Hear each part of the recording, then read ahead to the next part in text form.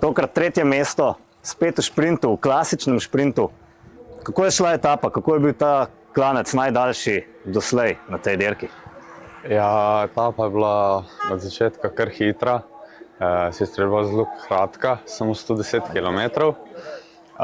Na ta dolg klanec, ki je bil 4 km dolg, sem se še tako počutil malo, ne slabo, ampak tako, noge so še malo zaspane, ampak sem jih hitro preluftal, pa po tistem sem se pa res dobro počutil.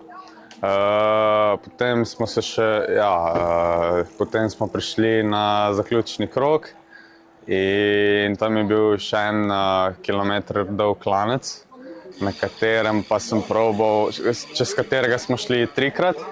In prvič in drugič sem probal malo prišparati noge, saj sem vedel, da bo ta zadnjič, ko bomo šlo na poln gas. In ja, ko smo šli zadnjič gor, sem res dobro šel, sem bil zraven, sem prišel na vrh tam top 20. Potem je bil pa še spust in ciljna ravnina, 5 km.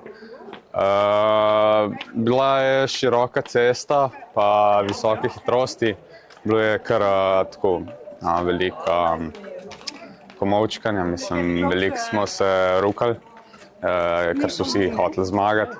Ampak ja, na koncu sem bil tretji, v bistvu sploh nisem čisto naredil svoj šprint, ki bi ga lahko.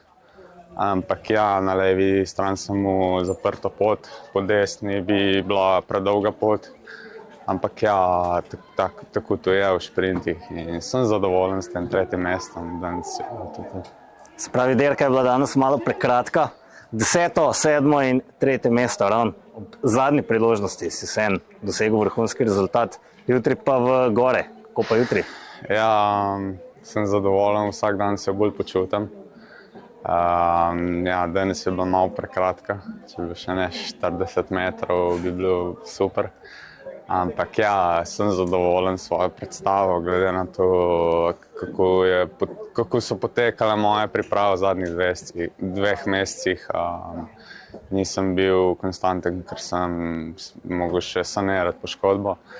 Ampak ja, sem zadovoljen, zdaj pa 2 dni imamo še gore. Da bomo vse svoje moči usmerili v to, da pomagamo najbolj, kar se da Jaku, da bo lahko pokazal svoje in upajmo, da zmagal dirko. Odlično, Anže, hvala. Zdaj pa Potuš. Ja, saj sem že bil.